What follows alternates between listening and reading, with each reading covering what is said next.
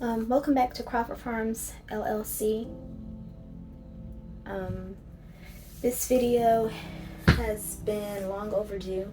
So a few weeks ago when we did our initial introduction video, I think I told you guys that I had 5 chickens and I introduced you to my 3 goats, and since that time we have struggled quite a bit.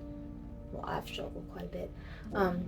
So I had my my chickens out in their little run, and my husband and I went out for our anniversary dinner, and my alarm went off that it was time to put the chickens away, but we weren't quite home yet.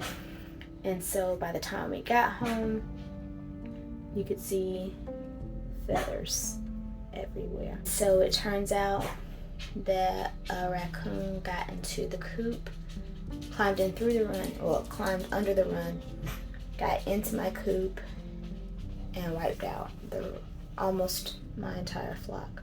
So I thought I only had 1 chicken left.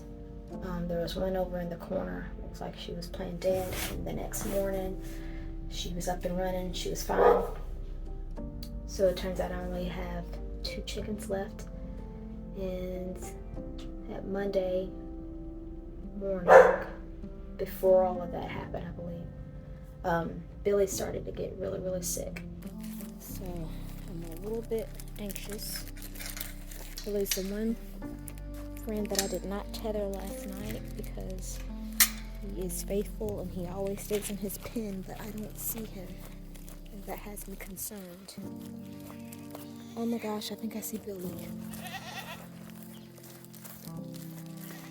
Billy! Oh baby, what happened? He was laid over, barely responding. So it turns out Billy is severely dehydrated. I think he had a bit of a stomach virus, and with all the heat that we've been having lately, it became too much for him. And we tried to pump him full of electrolytes and fluids and things, and it didn't work. And I stayed with him all day. I think I checked on him every 40 minutes. And I went to bed that night, got up that morning, and Michael had to let me know that he didn't make it. And that was really hard because, I mean, nobody wants to lose their animals, especially not when you think you're doing the best that you can and then you find out your best is not good enough. And so I hit a major breaking point where I was just like, I don't know how much more of this I'm going to be able to manage, because apparently I'm doing something wrong if they're not surviving. And I don't know, I had an electric portable fence coming to help save my chickens, and by the time it got here I was down to 2 chickens, so it was like, what's the point? So I returned that, and then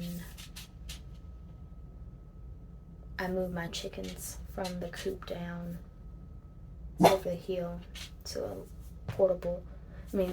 a smaller chicken coop next to my house, and I'll show you guys what that looks like in just a second. Alright, so this is the backyard here. I put together a little coop for my 2 survivors. Goldie and Gilly were the last 2 left. Hey Charlie. They're doing pretty good out here. I've also moved the silkies out. I think I showed you guys that. I have them in my old coop for now, on this side of the house.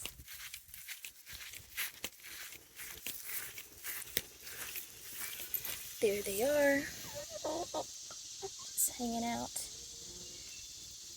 in the backyard where there's a fence. It's funny because Gilly can hear my rooster in here, and she is just like, I hear a man, but I don't see him. but I want him. But I think she'd destroy him because he's a lot smaller than her. Anywho's, Bella and Brooklyn are still doing fine. They're out there rummaging through everything and